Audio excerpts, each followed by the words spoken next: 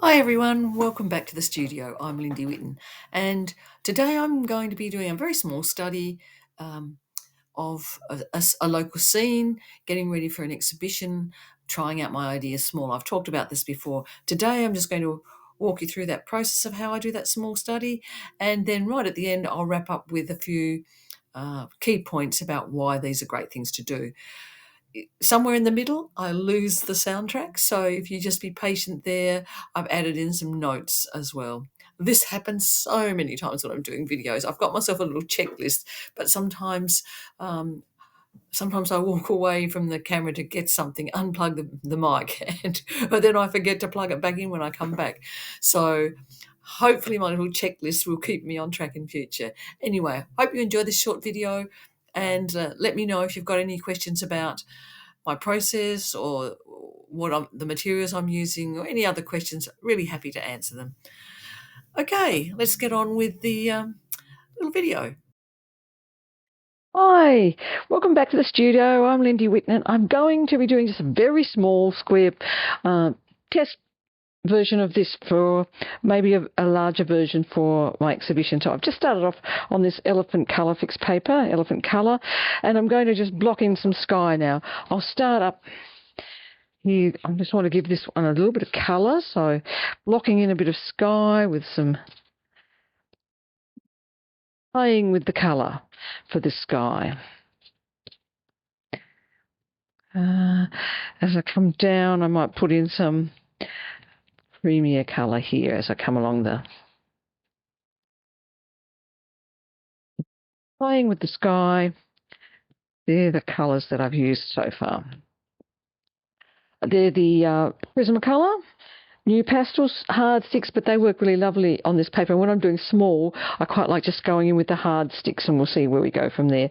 So I've blocked that in. I'm going to block in the hillside there too. Because it's going to be yellow, I'm actually going to do a little bit of a purplish sort of underpainting there with the hard sticks.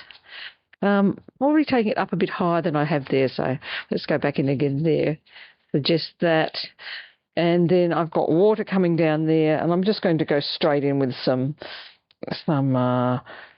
colours for the water, just to block that in. A bit too dark, so I'll look for something a bit lighter. Let's go, and that will be too light, I'm sure, but I'm going to start with that lighter, and I'll work my way from there, which I know is not the usual way. The usual way is to start with the dark. So here I'm thinking about I'm actually going to put in some purples there and a little bit of that violet in the water, because the sky becomes sort of a violet blue when it's reflected as it comes towards you. So I'm laying in just those. I'm taking some of those colours I've used up there and bringing in here for the reflections, and I'll be coming over those again. I'm doing a bit of underpainting here, and I'm going to give those trees maybe actually an orangey sort of underpainting there. Just pulling them down.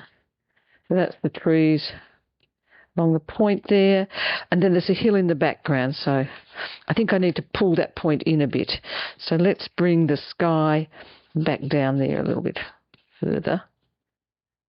Make those trees slightly smaller. So I'm just going in again with the sky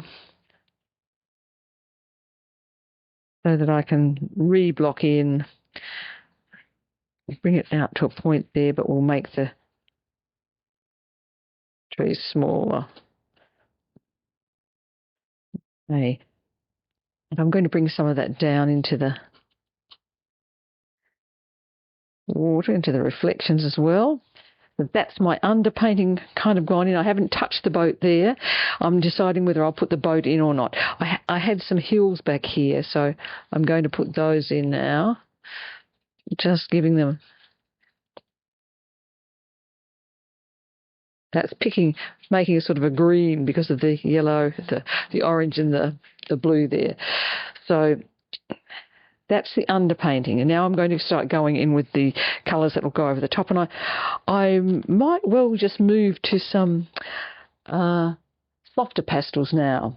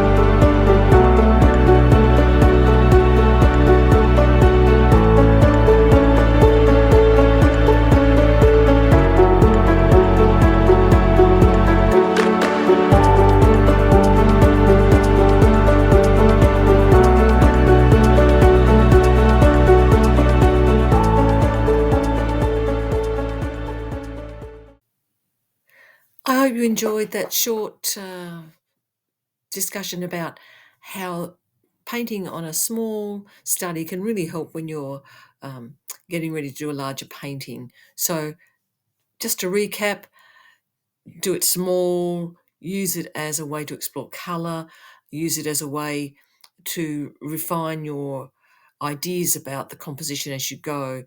So, a little like doing a few thumbnails, but you're just doing a colour study, a value study, and a design study all in one, and adjusting on the fly. And it's quite a lot of fun. It really does increase your skill levels quite quickly. If you were to do one of these a day for a month, you would be really surprised how quickly your skills would develop. Hope you enjoyed that. Subscribe if you'd like to see more videos. Ask me any questions down in the comments, and I'll do my best to answer. See you next time in the studio.